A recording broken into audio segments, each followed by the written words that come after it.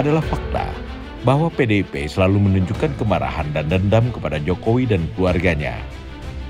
Hal itu terlihat terang benderang pada pernyataan-pernyataan Sekjen PDIP Hasto Kristianto.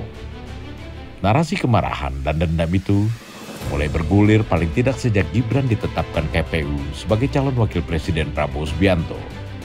Sejak saat itu, pernyataan-pernyataan yang keluar dari mulut Hasto tidak lebih dari kemarahan, dendam serta sindiran yang diarahkan ke Jokowi dan keluarganya. PDIP merasa dikhianati oleh Jokowi. Setelah KPU menetapkan Prabowo Gibran sebagai presiden dan wakil presiden terpilih, yang berarti juga mengakhiri semua perseteruan soal Pilpres, PDIP tak berubah, tetap merawat narasi kebencian dan dendam.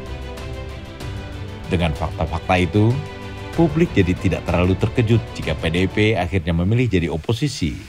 Meski diakui antara Megawati dan Prabowo tidak ada masalah sama sekali. Namun dendam dan kemarahan PDIP terhadap Jokowi dan keluarga tetap menghalangi pertemuan Megawati dengan Prabowo. Ini pula yang mungkin dibaca oleh partai-partai yang akhirnya berkoalisi dengan Prabowo Gibran.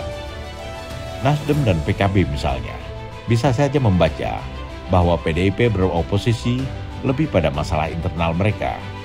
Katakanlah kemarahan kepada Jokowi, dan tentunya bagi Nasdem dan PKB, tak elok ikut bergabung dalam barisan oposisi yang berlandaskan dendam dan kemarahan semacam ini. Ini juga yang barangkali membuat Nasdem maupun PKB dan PKS tidak ikut cawe-cawe menggugat hasil Pilpres ke PT UN, sebagaimana yang dilakukan PDIP.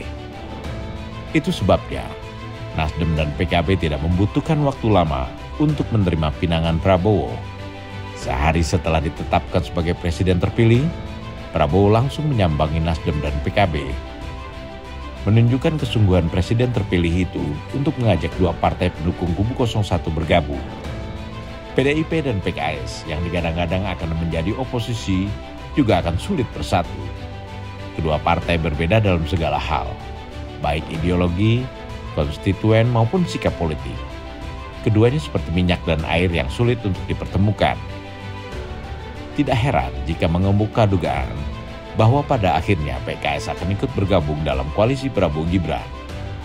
PKS paling tidak telah beberapa kali mendukung Prabowo dalam perhelatan Pilpres, sehingga lebih mudah menjalin kerjasama. Jika PDIP sendirian yang beroposisi, publik akan semakin percaya bahwa sikap berlawanan dengan pemerintahan Prabowo itu adalah buah dari kemarahan dan dendam PDIP terhadap Jokowi.